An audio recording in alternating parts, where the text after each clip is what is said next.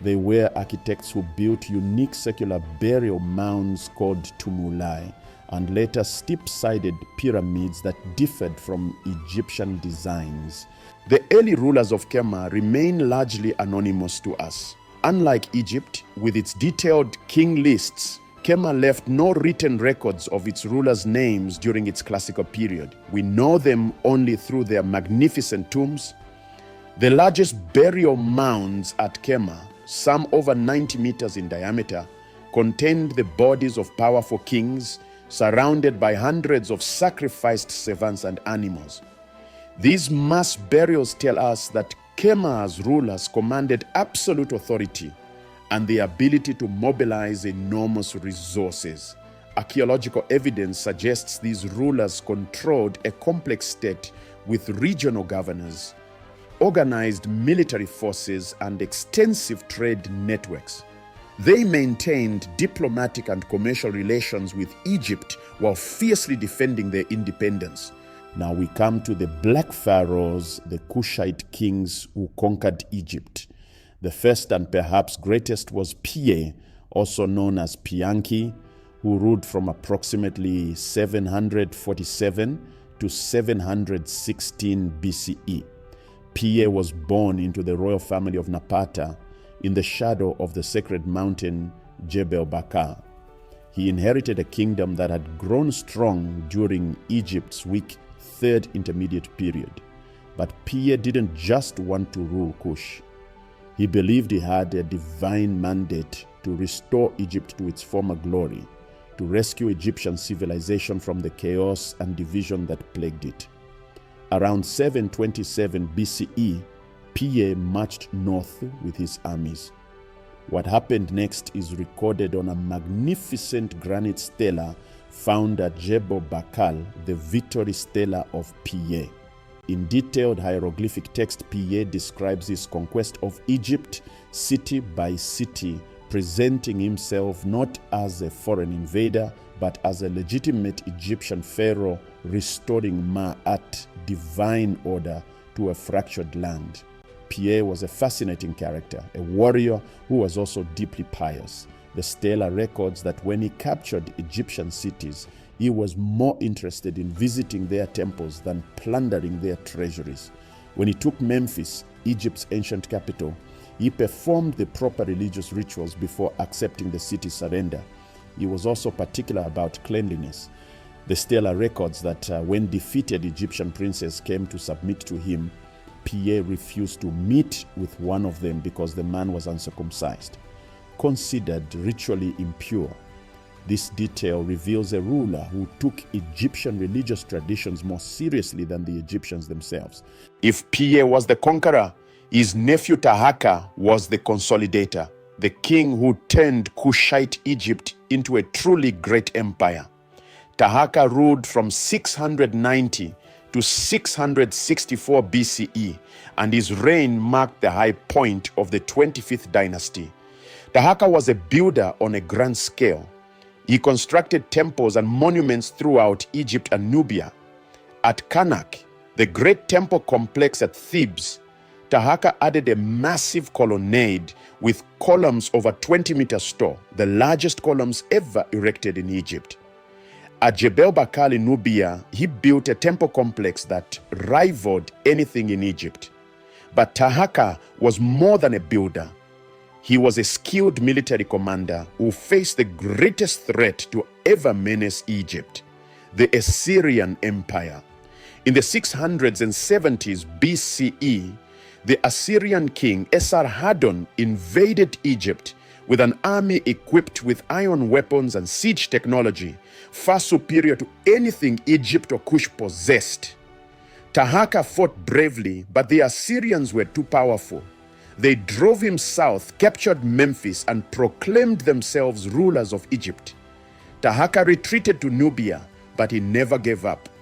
He counterattacked, retook Memphis briefly, and only withdrew permanently when a second Assyrian invasion made clear that Egypt was lost.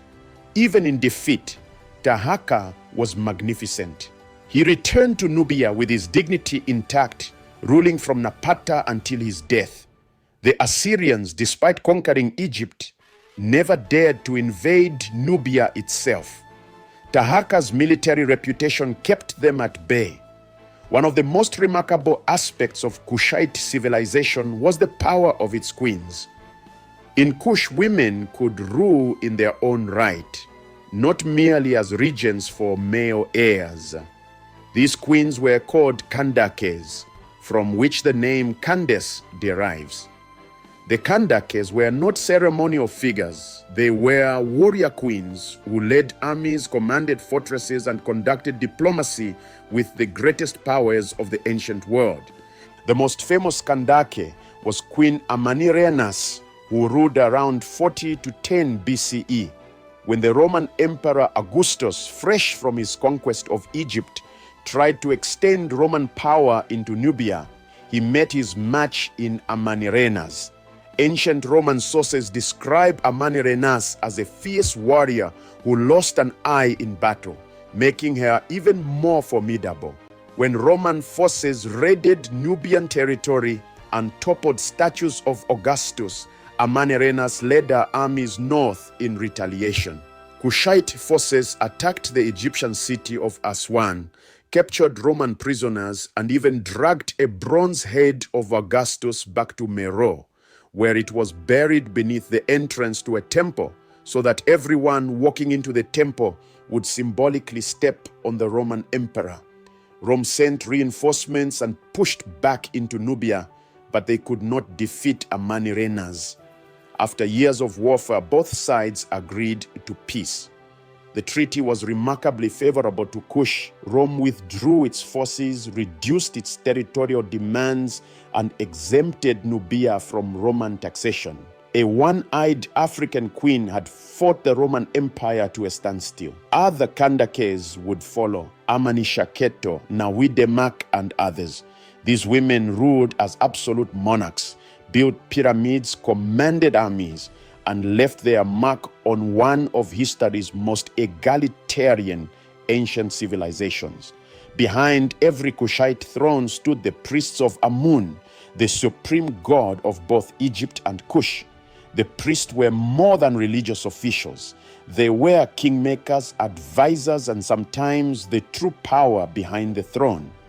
The center of Amun worship in Kush was Jebel Bakal, a distinctive flat-topped mountain near Napata that the Kushites believed was the birthplace of Amun himself. At its base, they built magnificent temples where priests conducted elaborate rituals and oracles. These priests wielded enormous influence. According to some accounts, when a king grew old or weak, the priests could deliver an oracle from Amun, ordering the king to take his own life, and the king would obey. Whether this practice actually occurred is debated, but the stories reflect the priests' genuine power. The priests also played a crucial role in legitimizing royal authority. A Kushite king wasn't truly a king until he had been crowned at Jebel Bakal with the blessing of Amun's priests. This religious sanction gave Kushite rulers their divine mandate to rule and later to conquer Egypt in Amun's name. Our story begins in the midst of prehistory around 2500 BCE, when the first urban settlement emerged at Kema, just south of the third cataract of the Nile. Kema didn't spring up overnight. For thousands of years before, people had lived along the Nubian Nile, farming, herding cattle, and trading. But around 2500 BCE, something changed. Population grew, villages merged, social hierarchies developed, and at Kema, Africa's first great Nubian civilization was born. The early Kema culture was sophisticated. They created beautiful pottery, thin-walled vessels with a distinctive black top and red body, considered some of the finest ceramics of the ancient world.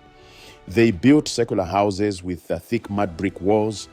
They herded cattle, which held both economic and spiritual significance. Most importantly, they began to organize politically. By 2000 BCE, Kema had emerged as the capital of a kingdom that controlled the Nile Valley between the second and fourth cataracts. This kingdom traded extensively with Egypt, exporting gold, ivory, ebony, incense, and cattle north, while importing Egyptian manufactured goods.